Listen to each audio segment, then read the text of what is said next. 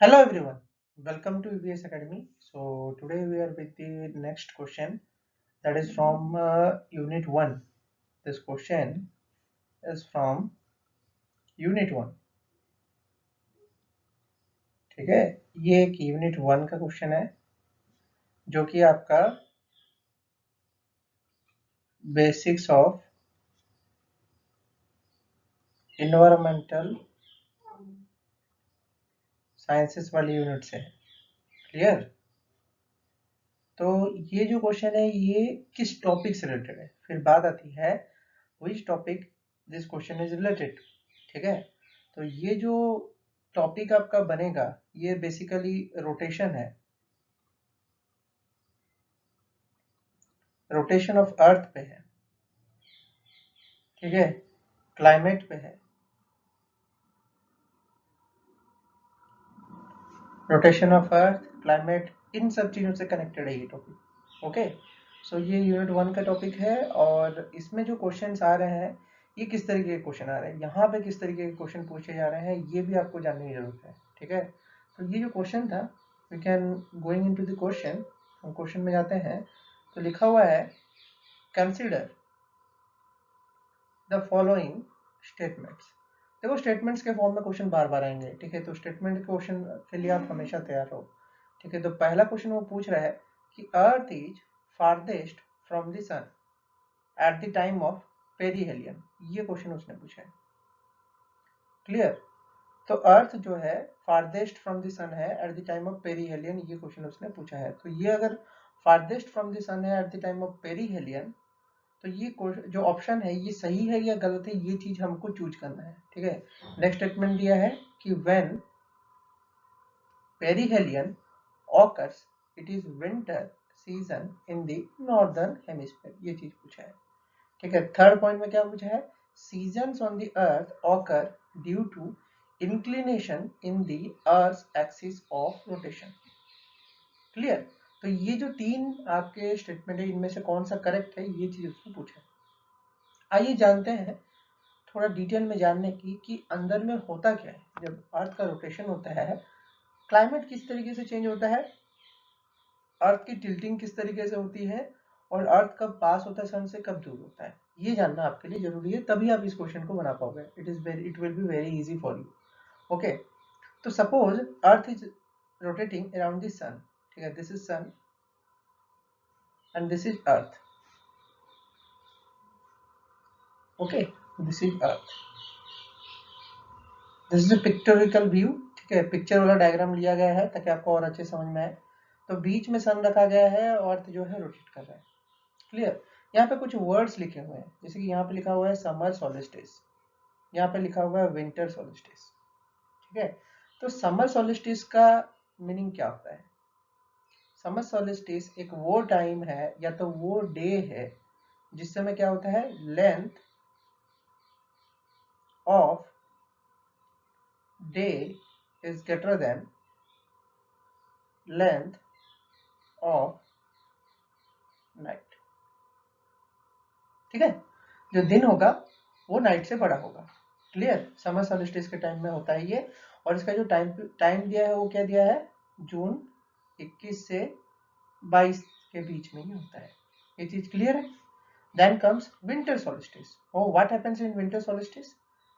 The reverse length of night is greater than length of day. ठीक है, so it happens in winter solstice. Winter solstice में इस तरीके का चीज होता है। क्लियर है? तो आपका यहाँ पे और भी चीज वर्ड लिखा हुआ है, जैसे कि ऑटोमनल इक्विनॉक्स लिखा हुआ है और एक वर्नल इक्विनॉक्स लिखा हुआ है। ठीक है, तो ऑटोमनल इक्विनॉक्स और वर्नल इक्विनॉक्स में क्या होता है कि इस समय पे डे इक्वल टू नाइट। ठीक है, length of day, length of day जो होता है लेंथ ऑफ नाइट के बराबर हो जाता है। क्लियर है?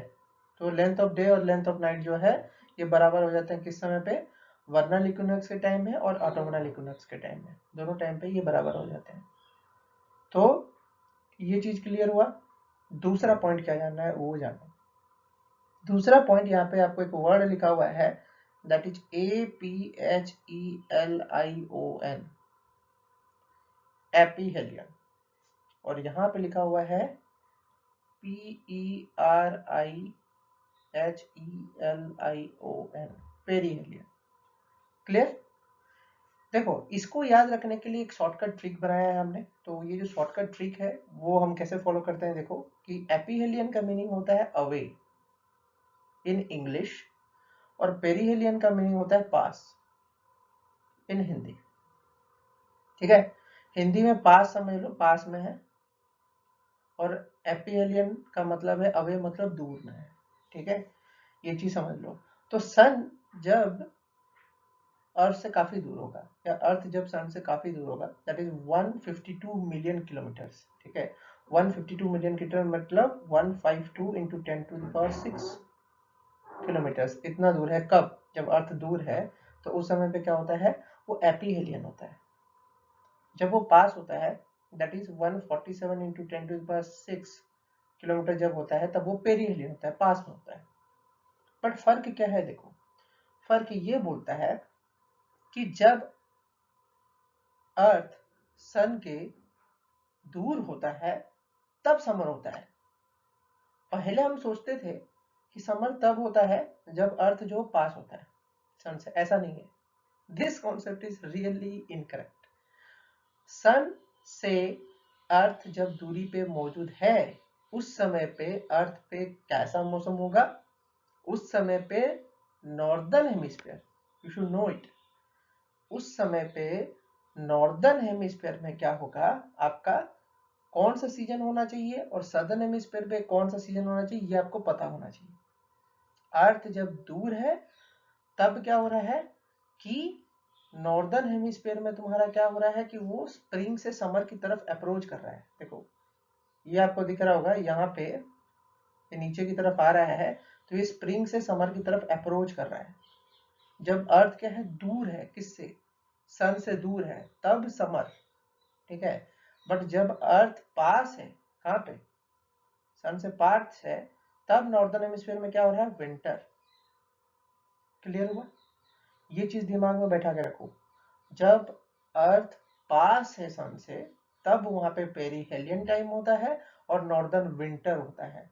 जब अर्थ दूर होता है तुम्हारा, उस समय पे क्या होता है कि नॉर्दर्न समर होता है, मतलब नॉर्दर्न हेमिस्फीयर में समर होता है।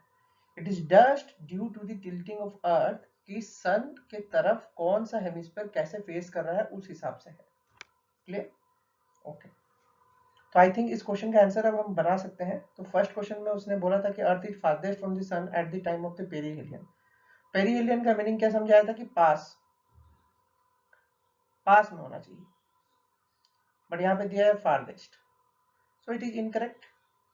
सो स्टेटमेंट ही इनकरेक्ट है, क्योंकि यहाँ फारदेस्ट दिया है, फारदेस्ट के वर्ड की वजह से इनकरेक्ट है। तो जहाँ पे ए ऑप्शन है इनकरेक्ट हो गया, ए कट गया, ओनली ऑप्शन 2 इज करेक्ट। तो इसी से भी आप आंसर लगा सकते हो, बट थोड़ा और जानते हैं। तो देखो, when perihelion occurs it is winter season in the northern hemisphere. सही है, ये तो सही है, 100% सही है। पेरीहेलियन में विंटर हो रहा है नॉर्दर्न हेमिस्फीयर में, 100% सही है। Season on the earth occur due to inclination in the earth axis of rotation, ये भी सही है। इंक्लिनेशन, जिस तरीके के तरफ झुकाव होगा, जिस हेमिस्फीयर का जिस तरीके से इंक्लाइंड होगा, अर्थ तो इंक्लाइंड है, अर्थ तो ऐसे है और सन तो ऐसे जा रहा है, इधर चला जाएगा तो ऐसे इंक्लाइंड हो जाएगा, सदर्न हेमिस्फीयर एक्सपोज हो जाएगा। तो अर्थ के इंक्लिनेशन की वजह से सन का क्या रोशनी जो होता है अर्थ पे अलग अलग टाइम पे अलग अलग दिशाओं से पड़ता है। ये क्लियर है आपको? आई होप कि ये जो क्वेश्चन है समझ में आया होगा। ये रोटेशन ऑफ अर्थ का क्वेश्चन है।